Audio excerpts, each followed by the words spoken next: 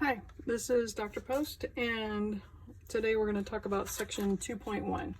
So in this section, we're going to learn how to construct a frequency distribution and a relative frequency distribution and talk about the difference between the two. So let's say that I had this box of push pins and I wanted to create a frequency distribution. So all we're really doing here is we are figuring out how many of each color we have. So I made this chart showing the 5 colors. We have red, yellow, white, blue, and green. Some people will do a tally chart. If you have a whole bunch of items, a tally chart is really great.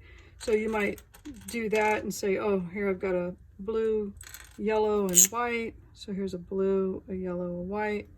Then I've got 2 reds and 3 greens. So 2 reds, 3 greens.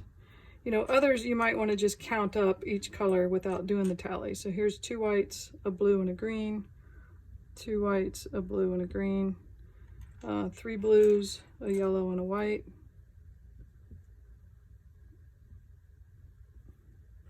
And then let's see, I have 1 red left.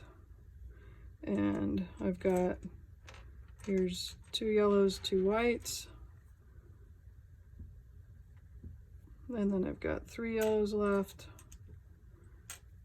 1, 2, 3. 2 blues, 2 whites. 1, 2, 1, 2. And then let's see, 4 greens and a blue. 1, 2, 3, 4, and 1. So 3 greens left, 3 blues left, and a white. So 1, 2, 3, 3 blues, and a white. Somehow I don't think I did that right. But anyway, let's just pretend I did it right. So what's really needed in a frequency distribution is the actual frequency. So I saw red 3 times, yellow was 7, white was 9, blue was 11, and green was 11. And I admit that maybe I miscounted. But anyways, so if all I needed to do was a frequency distribution, then that would be it. I would not need this last column. It just lists each color with the number that each one showed up. Okay, so that would be the frequency. Now, if I wanted to do a relative frequency, then I'm showing you basically how many of that color as a proportion of the total. So one thing you'd want to do is add this column up. So I've got 20, 30, 41. I think that's right. No, is it right? Yeah, I think that's right. Anyways, so for the relative frequency, you would calculate 3 out of 41. 3 divided by 41. This would be 7 divided by 41. This would be 9 divided by 41. 11 over 41. 11 over 41. So I've got my calculator. And by the way, this calculator will do just fine for this course. You don't need an expensive graphing calculator. So this is the TI-30 and it's like 15 bucks. So here I'm going to round this. So 0.07, and then 7 divided by 41 is 0.17. 9 divided by 41 is 0.22. 11 divided by 41 is 0.27 and 0.27. Okay, so these proportions, these are called proportions. A proportion is always just a portion of the whole. So, you know, we talk about things like this in real life all the time. Like, let's say you went on a trip with your family and you realize that your brother drank 3 Red Bulls. Okay, and you're like, man, you drank 3 Red Bulls. I'm so upset. And your mom is like, well, 3 isn't that many.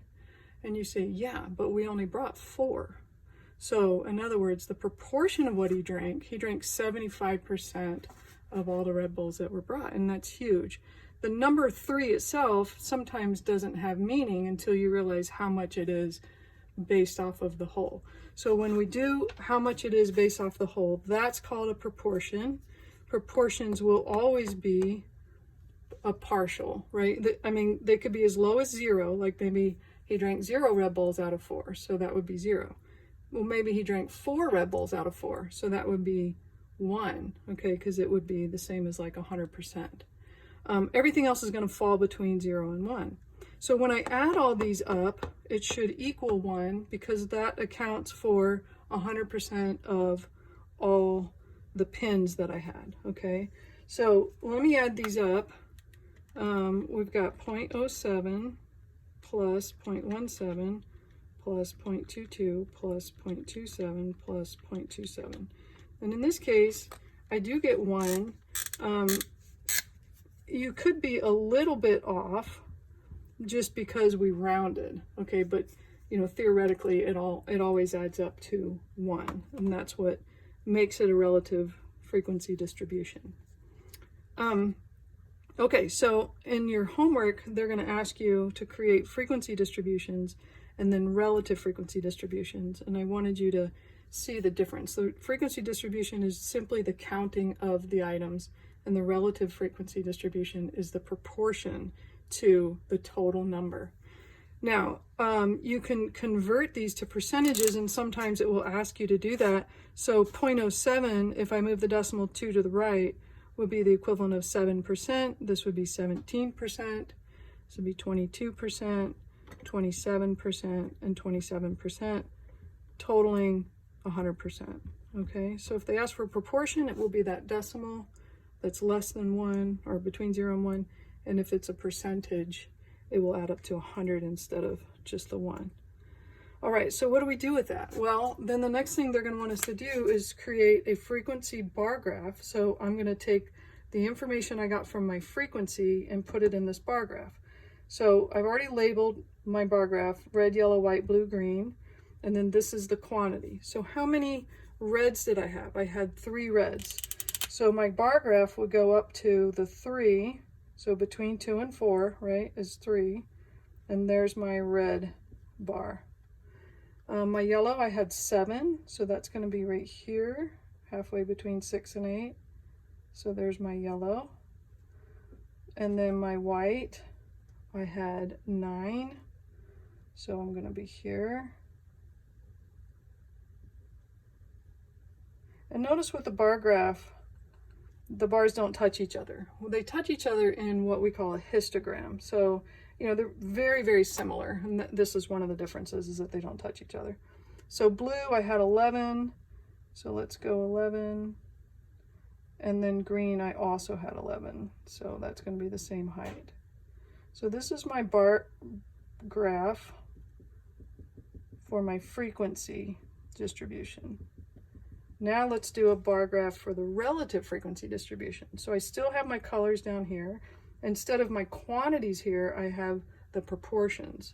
So my red was 0.07 for the proportion. So that's going to be somewhere under the 0.10.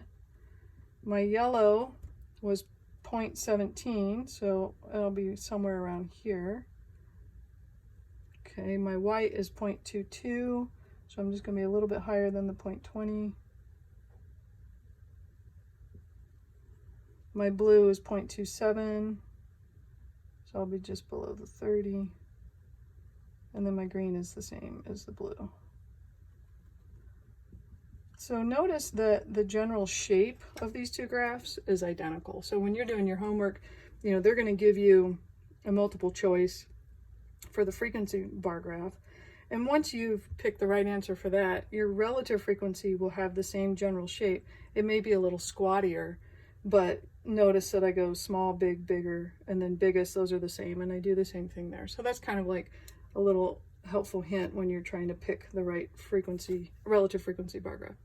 So that's really it. Now you can construct these on what we call StatCrunch, which we haven't used yet. And I'm going to do another video that you'll see in this section where I show you how to use StatCrunch to do a frequency bar graph and a relative frequency bar graph. I know that at this stage, many of you are going to feel like, oh, that's just a new learning curve. I don't want to do it. This is pretty easy to do by hand, and it is. And if you want to do it by hand, that's great. Eventually, you will want to use StatCrunch, believe me, because you're not going to want to do all the mathematical formulas. You're just going to want to punch in some stuff and have the computer spit it out for you. So it's a good idea to just kind of, you know, introduce yourself to it now. Try 1 or 2 of these problems on StatCrunch so that you start getting comfortable using it. Okay, so look for that video, and I'll talk to you next time. Bye.